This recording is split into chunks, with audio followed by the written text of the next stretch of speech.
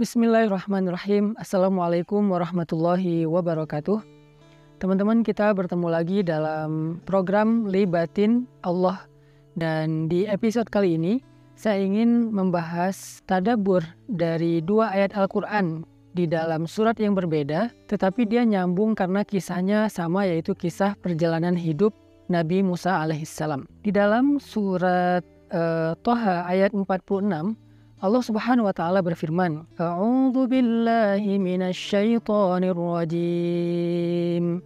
Bismillahirrahmanirrahim. Qala la takhafa innani ma'akuma asma'u wa ara. Allah Subhanahu wa taala berfirman kepada Musa dan Harun, wahai Musa dan Harun, la takhafa, janganlah kalian takut berdua. Innani ma'akuma asma'u wa ara. Sesungguhnya aku bersama dengan kalian mendengar dan melihat. Ayat yang kedua adalah di surat Asy-Syu'ara ayat 62.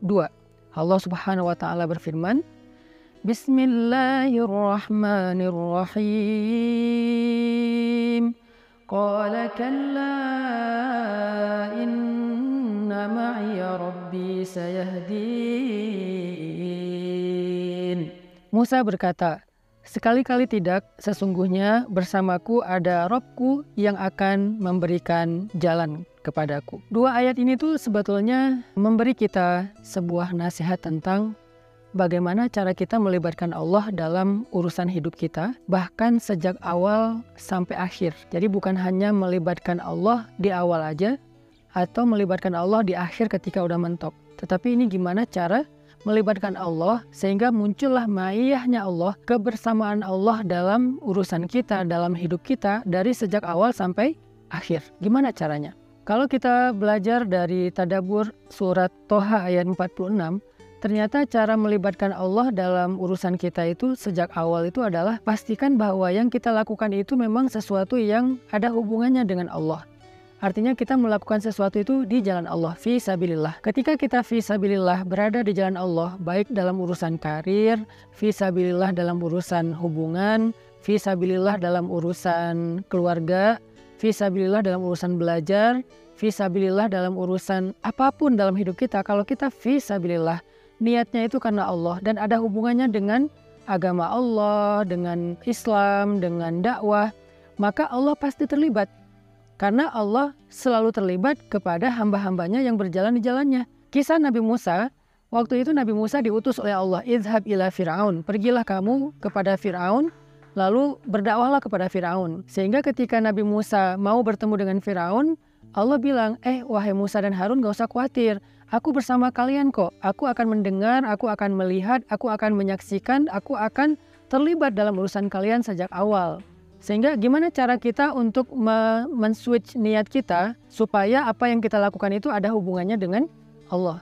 Sederhana sih, kita coba renungkan apa sih hubungannya antara yang kita kerjain itu dengan ibadah. Apa hubungannya antara yang kita kerjain itu dengan dakwah. Misalnya teman-teman dalam urusan karir. Coba kuatin niat bahwa kalau saya sukses, insya Allah saya akan membantu orang lain. Kalau saya sukses, saya akan bersedekah. Kalau saya sukses, saya akan menjadi orang yang lebih bermanfaat. Kalau saya sukses, saya akan bangun masjid, pesantren, sekolah, dan bla bla bla. Itu artinya kita mengkonektingkan antara proyek dunia kita dengan proyek langit. Nah, disitulah berarti kita fisabilillah.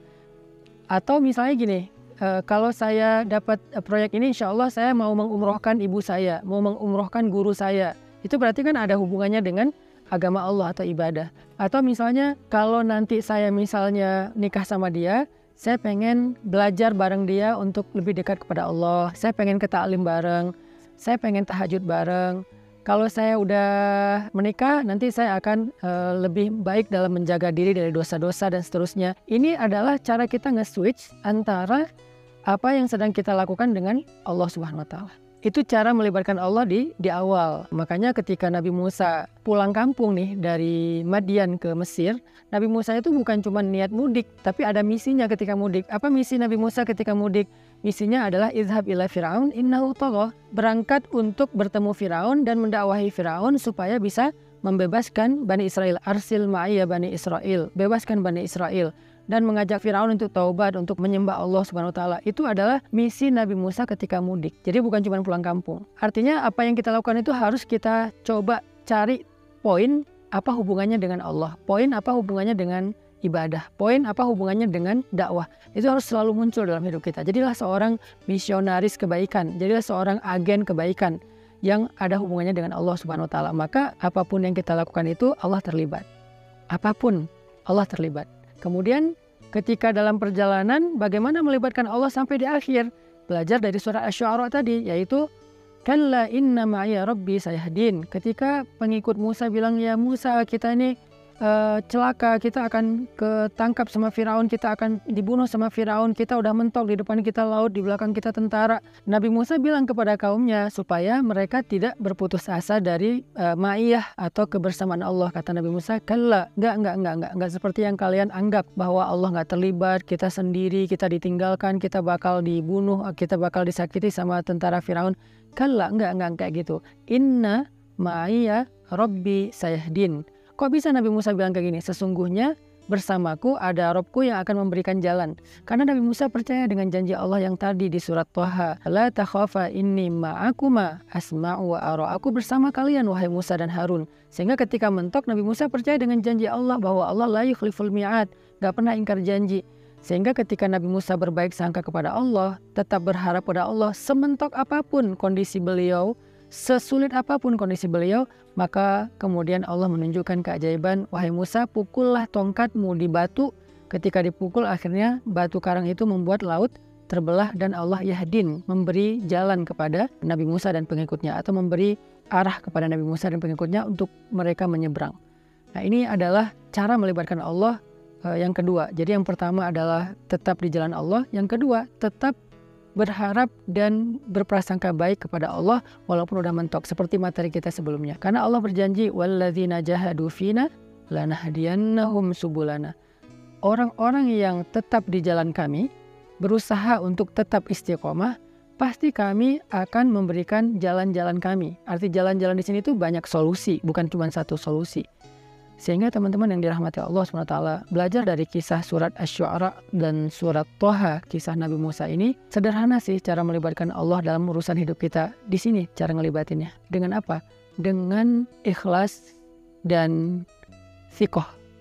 Dengan ikhlas di awal dan tetap sikoh sampai akhir. Sikoh di sini artinya tetap yakin dan percaya kepada Allah sampai akhir. Nggak pernah berputus asa, nggak pernah berburuk sangka, nggak pernah mengeluh sampai akhirnya meragukan kebesaran Allah. Enggak, dia tetap bahwa Allah ada bersama saya karena saya masih di jalan Allah.